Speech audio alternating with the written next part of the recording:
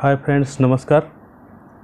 आइए इस सेशन में कक्षा 12 के फ्लेमिंगो प्रोज के सेकंड चैप्टर के दूसरे चैप्टर के हम क्वेश्चंस को आगे बढ़ाते हैं। जो क्वेश्चन हम पिछले वीडियो में किए थे और जो आगे के प्रश्न हैं उनके प्रश्नोत्तर सहित हम आगे बढ़ते हैं। तो अब इसमें आप अपनी बुक अगर खोलेंगे तो उसमें देखेंगे आप थिंकिंग अबाउट लैंग्वेज दिया है। थिंकिंग अबाउट लैंग्वेज, भाषा, जो अंग्रेजी भाषा इसमें पढ़े हैं किताब में आप बुक में, उसमें उसके बारे में विचार करते समय उसके बारे में विचार, ठीक है। थिंकिंग अबाउट लैंग्वेज, इसका मतलब ये है कि इसमें क्या गुण हैं, इस लेसन को पढ़ने के बाद क्या गुण सामने आ रहे हैं इंग्लिश भाषा के, वो चीज़ें हैं इसमें। तो आइए देखते हैं क्या लिखे हैं ये। एल्दो, यद्यपि, फिर भी, हालांकि, this text speaks of factual events and situation of misery. This text speak, इस अध्याय में, स्पीक्स बोला गया है, कहा गया है, कहा जाता है, ऑफ फैक्चुअल तथ्यपरक, इवेंट्स घटनाओं के, एंड और सिचुएशन परिस्थितियों के, ऑफ मिजरी दुख के। यद्यपि इस अध्याय में तथ्यपरक घटनाओं और दुख की परिस्थितियों के बारे में कहा गया है। In transform these situations with an almost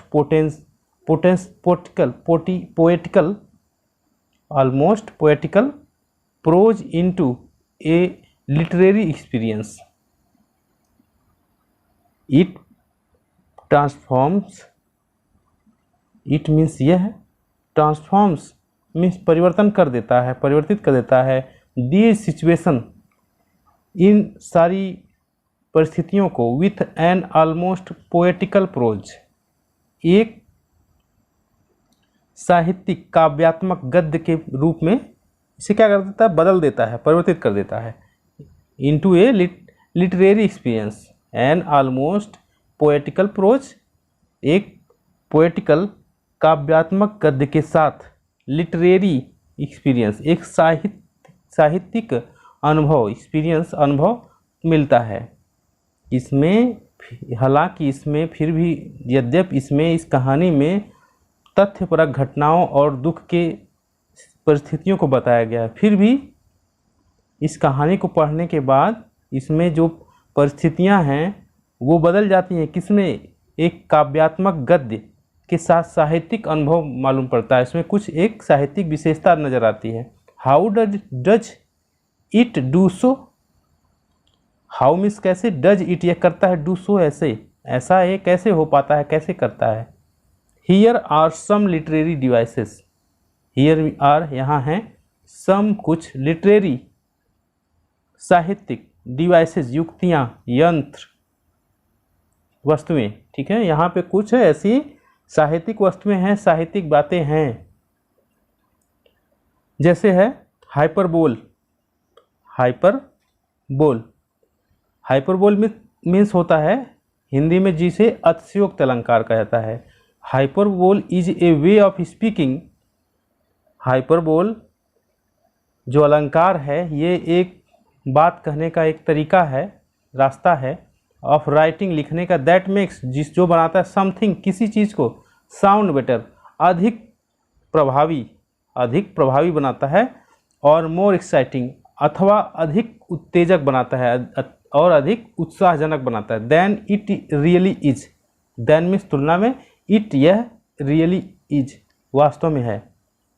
जो हाइपरबोल है वो किसी बात को बोलने का ये वह तरीका है, या लिखने का वह तरीका है कि जिससे वह बात वास्तव में जितनी है उससे बढ़ चढ़ कर कही जाती है, ठीक है। जैसे अगर हिंदी की बात करें, हिंदी में कहा जाता है, राणा की पुतली फिरी नहीं तब तक चेतक मुड़ जाता था। एक कविता है, ये बहुत पुरानी कविता है, सुभद्रा कुमारी चौहान के द्वारा लिखी गई है। राणा की पुतली फिरी नहीं तब तक चेतक मुड़ जाता था, यानी इसमें चेतक के गति को क्या है, हाइपरबोल कर दिया गया है, अतिशयोक्ति बना दिया गया कि उसकी रफ्तार इतनी तेज थी कि राणा प्रताप ज्यों नज़र घुमाए नहीं, उसकी नज़र घुमाने से पहले ही चेतक मुड़ जाता था। ठीक है, जैसा कि हो नहीं सकता, संभव नहीं है कि किसी घोड़े की तेज़ी इतनी हो कि कोई आदमी देख ना पाए और वो मुड़ जाए। ठीक है, नज़र जो है फिरने से पहले ही, क्या वो प्रकाश की चाल से अधिक दौड़ पड़ेगा घोड़ा? नहीं, ऐसा नहीं है। ठीक है, लेकिन उसकी जो वास्तविकता है, वास्तविक गति, उसको बढ़ा चढ़ा करके कहा गया है। इससे ये क्या हो गया, अतिशयोक्त हो गया, उसमें बातें जो है बढ़ करके सामने आ रही हैं। फॉर एग्जाम्पल, उदाहरण के लिए, अब अंग्रेजी में आप देखिए गार्बेज, इस अध्याय के आधार पर, इस चैप्टर के आधार पर उदाहरण दे रहे हैं ये। Garbage to them is gold. Garbage means कूड़ा कचरा या कचरा, टू देम उनके लिए, इज है गोल्ड सोना। कूड़ा कचरा उनके लिए क्या है, सोना है। किनके लिए, गरीबों के लिए, क्योंकि उनसे वो जीविका अपनी चलाते हैं, उनसे अपना जीवन बिताते हैं। ठीक है, उनकी जीवन जीने की सुविधा है, सुविधा देता है, सहायता करता है, सहायक है। ये मेटाफर, ये भी अलंकार है। ठीक है, मेटाफर मीन्स होता है रूपक अलंकार, रूपक अलंकार होता है हिंदी में, रूपक अलंकार। एज यू मे नो, जैसा कि आप जानते होंगे, कंपेयर्स तुलना में, टू थिंग्स दो चीज़ों को, और आइडियाज या विचारों को, that are not very similar, जो कि क्या है, बहुत अधिक समान नहीं है। ठीक है, मेटाफर उन दो वस्तुओं या विचारों को तुलना की जाती है, मेटाफर के द्वारा तुलना की जाती है, जो वास्तव में आपस में उतना अधिक समान नहीं है। जैसे ए मेटाफर डिस्क्राइब्स, एक मेटाफर व्याख्या करता है, बताता है, ए थिंग, एक वस्तु का इन टर्म्स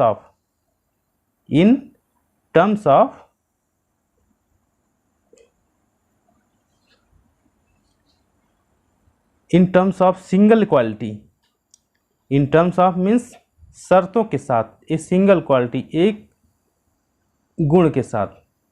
मेटाफर किसी वस्तु की तुलना किसी एक गुण के साथ करता है, और मीन्स अथवा features of some other things, और मीन्स अथवा फीचर्स प्रस्तुत करता है, ऑफ सम अदर थिंग, किसी दूसरी वस्तु के बारे में।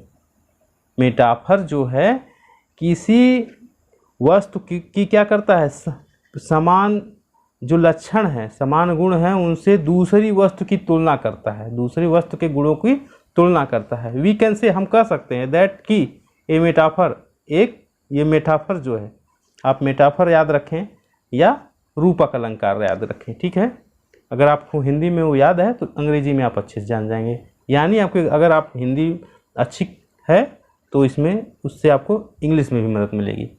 देखिए, दैट ए मेटाफर, एक मेटाफर, रूपक, ट्रांसफर, स्थानांतरित करता है, एक क्वालिटी, एक गुण को, और ऑफ वन थिंग, किसी एक वस्तु को, टू एन अदर, दूसरे में।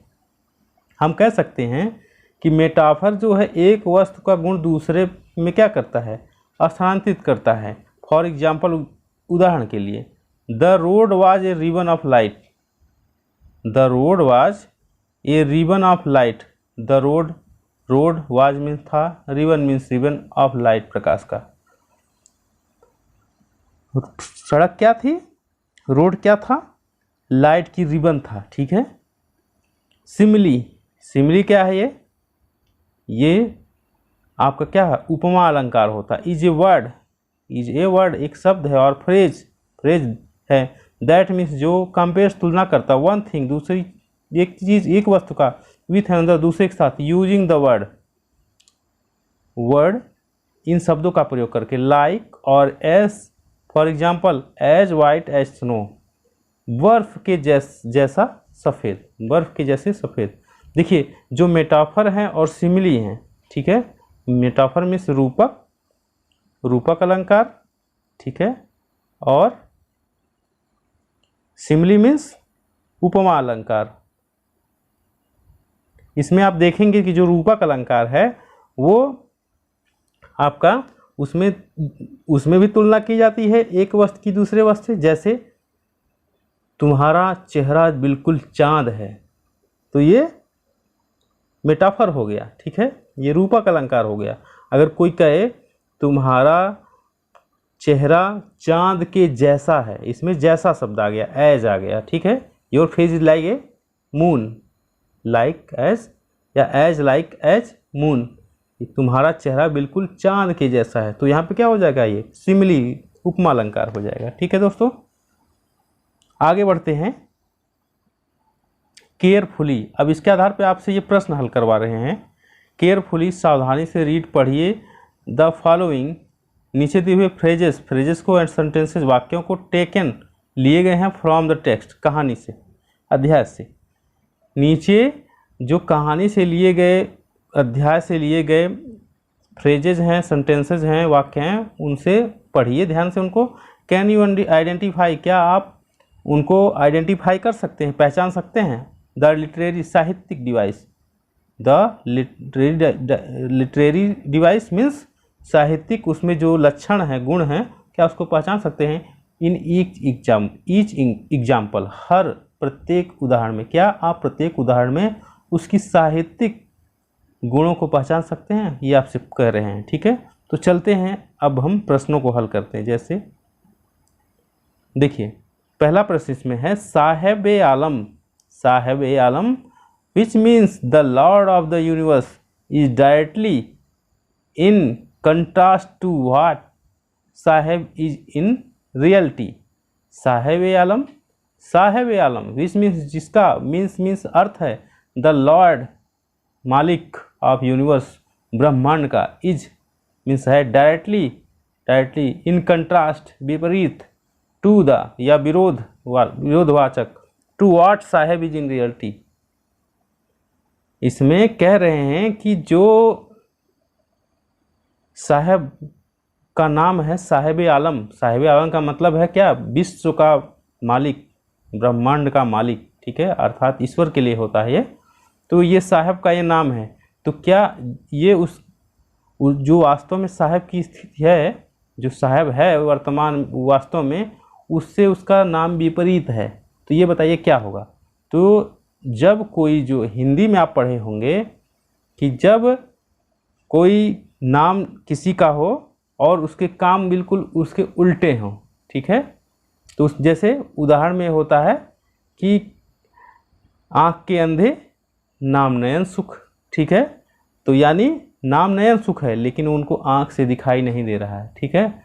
नाम है प्रेम कुमार, ठीक है, लेकिन उन्होंने जीवन में जो है किसी से लगाव नहीं रखा है, सबसे मार धाड़ ही किया है, ठीक है। तो यानी जो नाम है गुण उसके विपरीत है, ठीक है। इसमें ऐसे, ये जो साहेब नाम का बच्चा है कूड़ा बीनने वाला, उसका नाम साहेब आलम है, लेकिन क्या साहेब आलम है, नहीं है, वो गरीब है, अत्यंत गरीब है, लाचार है, ठीक है। तो इसमें कौन सा ये अलंकार है, आयरनी बोल रहे हैं, ठीक है। आगे चलते हैं, आगे है drowned in air of desolation, drowned in an air of डिजोलेशन।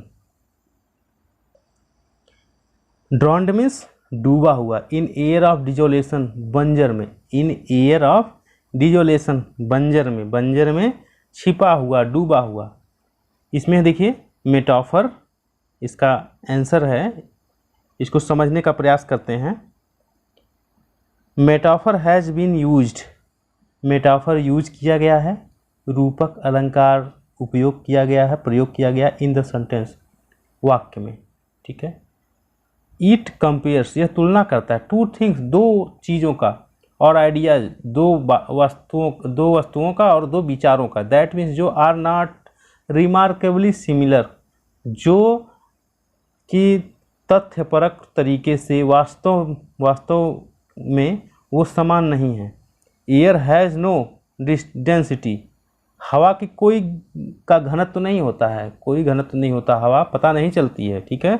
And one can, और कोई व्यक्ति प्रैक्टिकली, प्रायोगिक तौर से, व्यवहारिक रूप से, वास्तव में, ड्रॉन मीन्स डूबा हुआ, इन एयर हवा में, और कोई वास्तव में हवा में डूब नहीं सकता है, इवन जबकि then it has been used, फिर भी इसका उपयोग किया गया है बाय द ऑथर, लेखक के द्वारा, टू शो, दिखाने के लिए, द ग्रेविटी, गुरुत्व को, भार को, ऑफ थिंग्स हैपनिंग, चीज़ें होती हुई, घटनाएं होती हुई दिखाने के लिए, उस पर उसको प्रभावी तरीके से दिखाने के लिए लेखक के द्वारा फिर भी इसका उपयोग किया गया है कि हवा में कोई चीज़ डूबो गई है, ठीक है, डूब गई है, लेकिन ऐसा है नहीं, ऐसा हो नहीं सकता क्योंकि हवा बिना रंग की होती है, बेरंग होती है, रंगहीन होती है, उसमें कोई चीज़ डूब या छिप थोड़ी सकती है, ठीक है। तो आगे बढ़ते हैं। अगला है Seemapuri, a place on the periphery of Delhi, a periphery of Delhi eight miles away from it. Seemapuri means Seemapuri, a place, एक स्थान, एक स्थान, ऑन द पेरीफेरी, उपनगर, ऑफ दिल्ली, दिल्ली का। सीमापुरी एक दिल्ली का उपनगर है, एट मीन्स फिर भी, माइल्स अवे फ्रॉम इट, फिर भी यह इससे क्या है, मीलों दूर है, मीलों दूर है,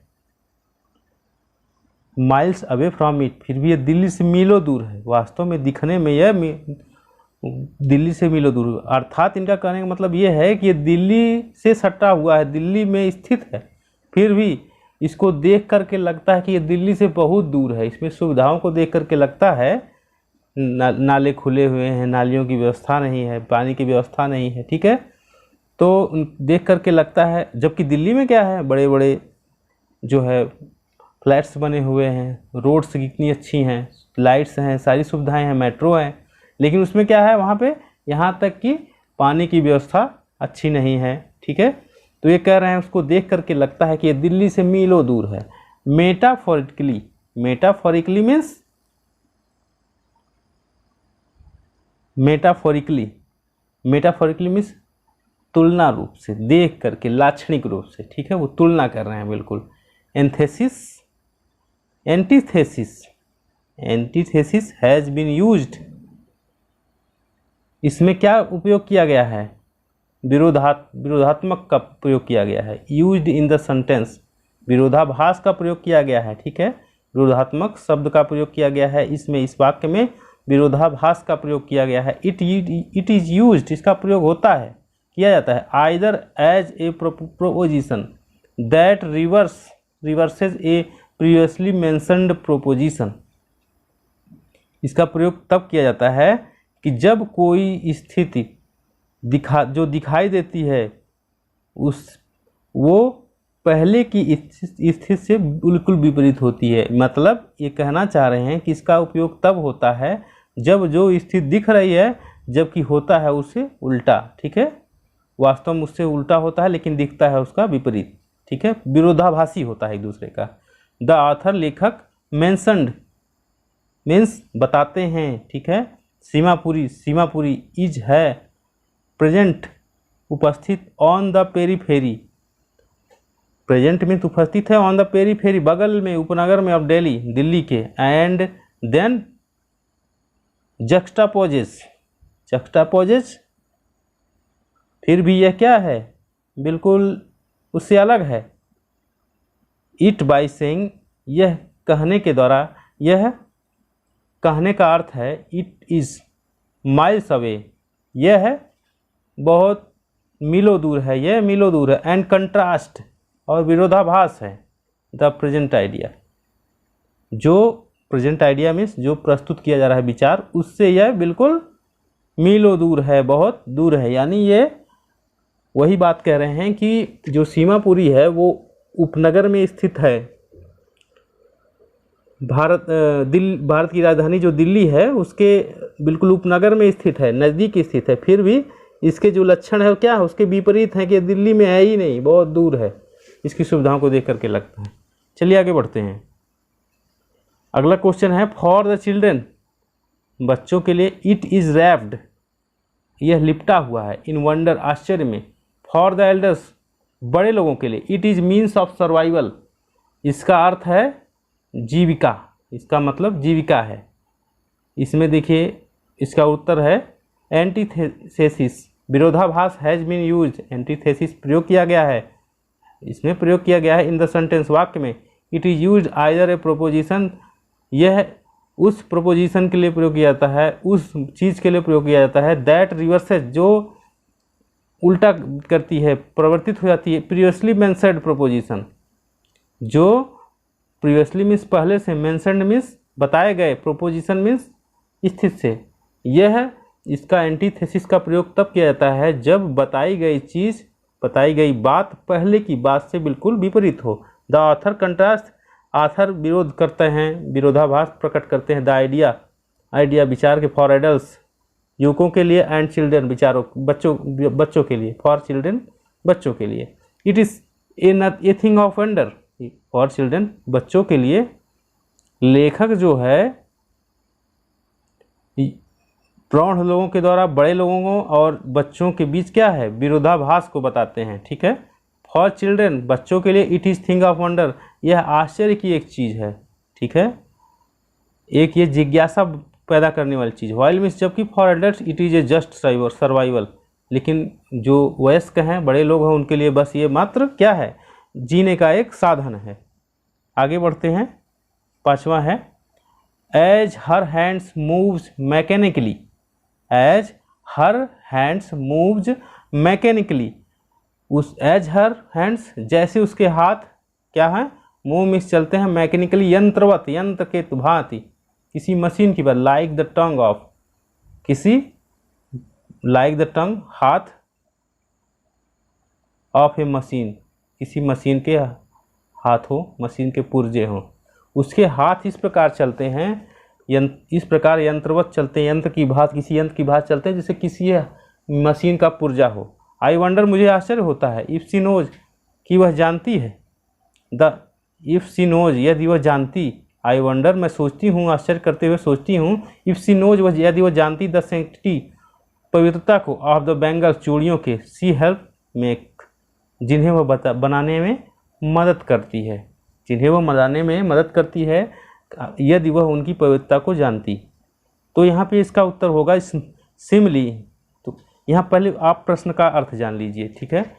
वो जो लड़की है वो चूड़ियों को बना रही है, तो उसके हाथ बिल्कुल सधे हुए चलते हैं, जैसे लगता है कि वो बहुत ही कई वर्षों से, बचपन से ही वो उस काम को कर रही है, उसमें पारंगत हो गई है, ठीक है। और लेखिका जो है कह रहे हैं कि यदि वो उसकी पवित्रता को जानती जिन्हें बना रही है तब क्या होता। तो देखिए इसका उत्तर है simile has been used in the sentence. Simile means उपमा अलंकार प्रयोग किया गया है। इट इज़ यूज्ड, यह इसका प्रयोग किया जाता है व्हेन मीन्स जब, वी कंपेयर हम तुलना करते हैं, थिंग वस्तुओं को, और पीपल लोगों को, यूजिंग प्रयोग करते हुए, एज लाइक इटीसी जब हम वस्तुओं या लोगों को एज लाइक जैसे शब्दों का प्रयोग करते हुए कंपेयर करते हैं, तुलना करते हैं। इन द सेंटेंस वाक्य में हैंड्स आर कंपेयर्ड, हाथ की तुलना की गई है, with tongues of machine, machine के पुर्जे से, मशीन के एक पुर्जे से हाथों की तुलना की गई है, ठीक है। तो यहाँ पे क्या है, सिमली है, उपमा अलंकार है, ठीक है। आगे बढ़ते हैं। She still has bangles on her wrist, she still has उसके पास अब तक है, बैंगल्स में चूड़ियाँ, ऑन हर रिस्ट उसकी कलाइयों में, उसकी कलाइयों में अब तक चूड़ियाँ हैं, but not light on her, light in her eyes, लेकिन उसकी आंखों में ज्योति नहीं है, चमक नहीं है। आगे बढ़ते हैं। Pun has been used in the sentence, ये भी अलंकार है, पन हैज़ बीन यूज, पन का प्रयोग किया गया है इस वाक्य में। ये pun is use to imply a humorous effect, pun का प्रयोग कब किया जाता है, जब ये बिल्कुल ह्यूमरस प्रभाव को, ह्यूमरस मीन्स लगाव वाले प्रभाव को प्रकट करना होता है। द राइटर्स लेखक मेंशन प्रस्तुत करता है, बताता है, डैट मीन्स कि देयर वर वहाँ थे, बैंगल्स मीन्स चूड़ियाँ, ऑन हर रिस्ट उसकी कलाइयों में, बट नो हैप्पीनेस लेकिन कोई, ये ह्यूमरस का मतलब ये हास्यास्पद, ठीक है, मजाकिया प्रभाव को दिखाने के लिए। तो कह रहे हैं द राइटर मेंशन, लेखिका बताती हैं कि वहाँ उसकी हाथों में चूड़ियाँ थी, बट नो हैप्पीनेस लेकिन कोई खुशी नहीं थी, अथवा और मीन्स अथवा लाइट इन हर आइज उसकी आंखों में ना कोई प्रकाश था, ना कोई चमक थी। उसके हाथों में भी अब तक चूड़ियाँ थी जब, ठीक है, लेकिन उसकी आंखों में कोई चमक नहीं थी, ना कोई खुशी थी। क्रिएटिंग ए ह्यूमरस इफेक्ट, यह क्या है, एक हास्यास्पद प्रभाव पैदा कर रहा है, ठीक है, पन वही है, ठीक है, जैसे हास्य अलंकार होता है, ठीक है, वैसे। अगला है few airplanes fly over Firozabad. Few airplanes, कुछ हवाई जहाज फ्लाई उड़ते हैं ओवर फिरोजाबाद से होकर के। Pun has been used in the sentence, pun का प्रयोग फिर किया गया इस वाक्य में। ए पन इम्प्लाइज, एक पन उपयोग करता है ए ह्यूमरस इफेक्ट, एक हास्यास्पद प्रभाव को। फिरोजाबाद नियर दिल्ली, फिरोजाबाद दिल्ली के निकट है। एंड मेनी प्लेन्स फ्लाई, वहाँ बहुत सारे प्लेन उड़ते हैं। फिरोजाबाद दिल्ली के नज़दीक स्थित है और दिल्ली में बहुत सारे प्लेन उड़ते हैं, ठीक है। फ्रॉम से there since it is the capital, क्योंकि ये वहाँ से जो है ये देश की राजधानी है, वहाँ से बहुत सारे जो है प्लेन यहाँ से वहाँ आते जाते हैं, लेकिन वहाँ पे फिरोजाबाद में ही बगल में बहुत कम आते जाते हैं। द स्टेटमेंट, यह वक्तव्य, यह कथन, हैज़ बीन यूज्ड, इसका प्रयोग किया गया है। क्रिएट स्लाइट लाफ्टर, एक हल्के मजाक के लिए इसका प्रयोग किया गया है कि वहीं बगल में ही जो है दिल्ली है, तब भी जो है इनके ऊपर से कोई जहाज या हवाई जहाज नहीं उड़ता है, ठीक है। जैसे क्या कहते हैं ना, दीपक तले अंधेरा, दीपक है लेकिन उसके आसपास नीचे अंधेरा है, ठीक है, वैसे उसी तरह से है, विरोधाभासी बातें हैं। Wave of poverty, wave of poverty, wave means लहर, पावर्टी मीन्स गरीबी की। मेटाफर, मेटाफर मीन्स रूपक अलंकार। Has been used in the sentence, वाक्य में प्रयोग किया गया। इस कंपेयर से इसकी यह तुलना करता है टू आइडिया, दो विचारों की, और अथवा थिंग्स, वस्तुओं की। दैट मीन्स जो आर नॉट रिमार्केबली सिमिलर, जो तर्कसंगत रूप से या वास्तव में तर्क के आधार पर समान नहीं होते हैं। पावर्टी, ये गरीबी, does not from a physical wave, यह एक भौतिक या शारीरिक समस्या नहीं है, but it is still compared with, गरीबी जो है शारीरिक रूप से नहीं तुलना की जाती है, लेकिन इसकी कंपेयर कैसे की जाती है, ये it is to show it's networking and density, यह नेटवर्किंग और डेंसिटी, घनत्व से इसका प्रयोग किया, इसका जो है डेंसिटी मीन्स उसकी अधिकता से, ठीक है। तो ये जो गरीबी है इसका किसी से फिजिकली कोई लेना देना नहीं रहता है, इसका प्रयोग जो है नेटवर्किंग दिखाने के लिए और डेंसिटी, ठीक है, अधिकता दिखाने के लिए किया जाता है कि कोई कम गरीब है कोई अमीर है, ठीक है, अंतर दिखाने के लिए तुलना की जाती है। चलिए आगे देखते हैं। Scrounging for gold, scrounging for gold means ढूंढते हुए, ठीक है, सजग होकर ढूंढते हुए, फॉर गोल्ड सोने के लिए, ठीक है, या धन के लिए। Metaphor has been used in the sentence, metaphor का प्रयोग इस वाक्य में किया गया है। इट कंपेयर्स, यह तुलना करता है, टू आइडियाज और थिंग, दो विचारों या वस्तुओं का, that are not remarkably there, जो वास्तव में समान नहीं है।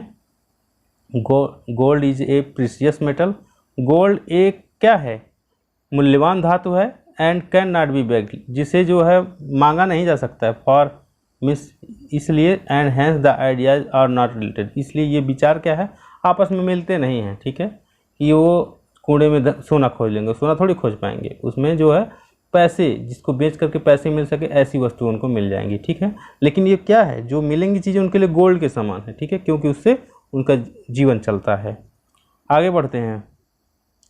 And survival in Seemapuri, and और सर्वाइवल मीन्स जीवन, इन सीमापुरी, सीमापुर में मीन्स अर्थ है रैग पिकिंग, कूड़ा बीनना।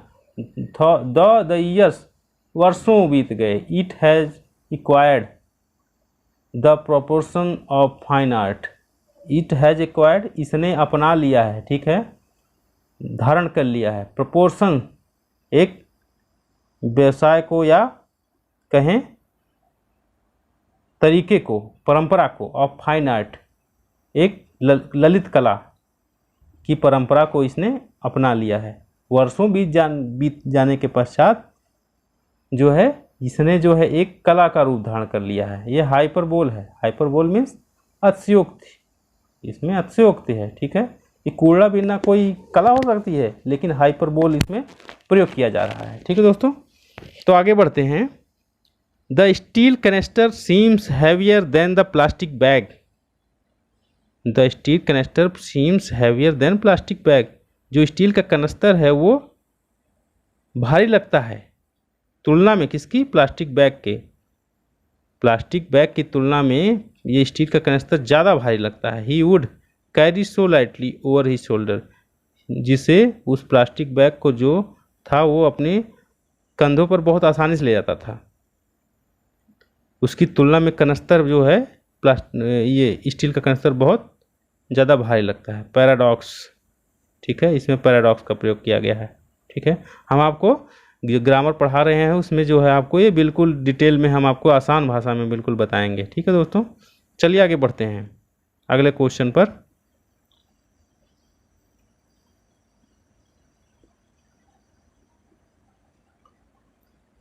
हाँ, तो इसमें देखिए है थिंग्स टू डू। इसमें जब आप पढ़ेंगे, अपने किताब को खोलेंगे, थिंग्स टू डू, चीज़ें जो आप करने के लिए हैं, प्रैक्टिकली एक तरह से है। आपस में आप बिल्कुल बातचीत करके उसको हल करें, या जो है ये सब चीज़ें इसमें दिया गया है। थिंग्स टू डू मीन्स करके देखें, करने के लिए चीज़ें हैं। जैसे द ब्यूटी मीन्स सुंदरता ऑफ ग्लास बैंगल्स, कांच की चूड़ियों की सुंदरता ऑफ फिरोजाबाद, फिरोजाबाद के कांच की चूड़ियों की सुंदरता। कंट्रास्ट, कंट्रास्ट मीन्स विरोधाभास को, with the misery of people, लोगों के दुख को, वी हु प्रोड्यूस देम, जो उन्हें बनाते हैं। फिरोजाबाद की चूड़ियों की सुंदरता, जो लोग उसे बनाते हैं उनके मजबूरी के साथ विरोधाभास को दर्शाती है, ठीक है। कि वहाँ की जो फिरोजाबाद की चूड़ियाँ हैं वो तो काफ़ी चमकीली हैं, लेकिन उसको बनाने वाले काफ़ी दुखी हैं, वो काफ़ी दुख में रहते हैं, उनके जीवन में कोई चमक नहीं है, ठीक है ना। आगे बढ़ते हैं। दिस पैराडॉक्स, यह पैराडॉक्स इज है also found in some other situation. Paradox जो है कई जो है और इस परिस्थितियों में पाया जाता है। फॉर एग्जाम्पल, उदाहरण के लिए, दोज हु, वे जो work in gold and diamond mines, वे जो लोग गोल्ड, सोना और ये हीरा, डायमंड्स मीन्स हीरे की खदानों में काम करते हैं, उनके ऊपर भी लागू होता है। और कारपेट वीविंग फैक्ट्रीज, अथवा जो ये कारपेट बनाने वाले कंपनियां होती हैं, या जो ये क्या कहते हैं कुटीर उद्योग होते हैं, कपड़े बनाने वाले फैक्ट्रियाँ होती, एंड और कारपेट मीन्स होता है जो चादर होती है, ठीक है, उसको बनाने वाले जो घरेलू लोग होते हैं, गांव में, ग्रामीण क्षेत्रों में लोग बनाते हैं, या कई शहरों में, मोहल्लों में लोग कुछ कुछ बनाते हैं, ठीक है। एंड इट मीन्स और the products of their labour, उनके परिश्रम का। The lives of construction workers and building they build, and the products of their labour, उनके परिश्रम के द्वारा पैदा किया गया उत्पाद उनके जीवन को, उनके जीवन में निर्माण में जो लगाते हैं, निर्माण करते हैं। And buildings by the build, और उनके द्वारा जो ये निर्मित किया जाता है, ठीक है, छोटी छोटी फैक्ट्रियों में, उसके बारे में कह रहे हैं कि जैसे देखिए, जो सोने और मोतियों की खदानों में काम करते हैं, वो तो उनके हाथ से होकर गुजरता है सोना और हीरा मोती, ठीक है, लेकिन उनके जीवन में क्या होता है, दुखों का अंत ही नहीं होता है, ठीक है। उसी प्रकार से कह रहे हैं कि जो पैराडॉक्स है, ये विरोधाभास है, ये बिल्कुल समझ लीजिए कि बहुत जगह प्रयोग, जैसे कि ये कपड़ा बुनने वाले, कारपेट बुनने वाले फैक्ट्रियों में, ठीक है, वो भी बहुत अच्छा वहाँ पे काम होता है, महंगा काम होता है, लेकिन वहाँ के जो कामगार होते हैं वो गरीब होते हैं, परेशान होते हैं। और क्या है, the products of their labour, जो उनके उत्पादन, उनके द्वारा परिश्रम से बनाया गया उत्पादन है। The life of constructive workers and building they build, और जो वो ये कपड़ा बनाने बुनने वाले लोग बुनते हैं, और जो बड़ी बड़ी बिल्डिंग में बनाने वाले लोग हैं, बिल्डिंगें बनाते हैं, ठीक है, वो उनके किसी काम की नहीं आती हैं। बनाते तो बहुत ऊंची ऊंची बिल्डिंग है, लेकिन उनके काम में वो नहीं आती है, ठीक है। तो यही विरोधाभास ये दिखा रहे हैं।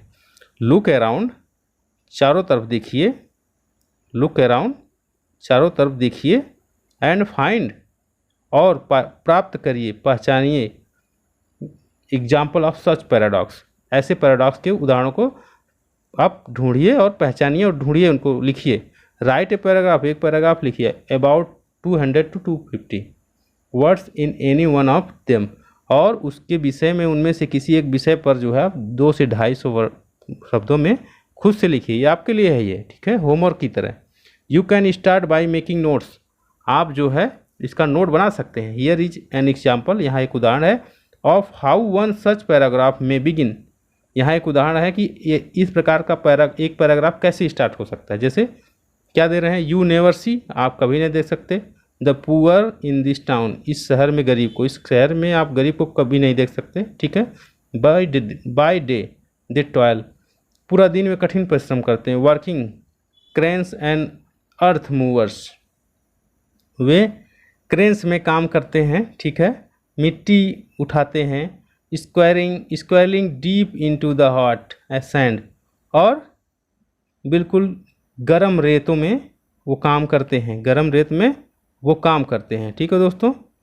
टू ले, बनाने के लिए, द फाउंडेशन ऑफ क्रोम्स, बड़े बड़े ढांचों का फाउंडेशन बनाने के लिए वो रेत में, गरम रेत में काम करते हैं। बाई नाइट, रात में, they are banished to bleak labour camp of the at the outskirt of the city, by night, रात के समय, दे बैनिस्ड, उन्हें रख दिया जाता है, किनारे कर दिया जाता है, टू ब्लीक लेबर कैंप, एक अंधेरे बुरे लेबर कैंपों में उन्हें रख दिया जाता है, at the outside of the city, शहर के बाहर में, जहाँ कोई सुविधा नहीं है, अंधेरे में उनको रख दिया जाता है, ठीक है। तो इस प्रकार से आप जो है अपने खुद से इसका करिए, ठीक है, ये आपके लिए है। तो ये जो है इस सेशन में हमने आपको पढ़ाया। अब अगले सेशन में हम मिलेंगे शॉर्ट आंसर टाइप क्वेश्चन के साथ, फिर उसके आगे बढ़ाएंगे आपको लॉन्ग आंसर टाइप क्वेश्चन, ठीक है। मिलते हैं अगले वीडियो में, तब तक के लिए नमस्कार दोस्तों। अपना ध्यान रखिए, ख्याल रखिए, पढ़ते रहिए, मोटिवेटेड रहिए। नमस्कार।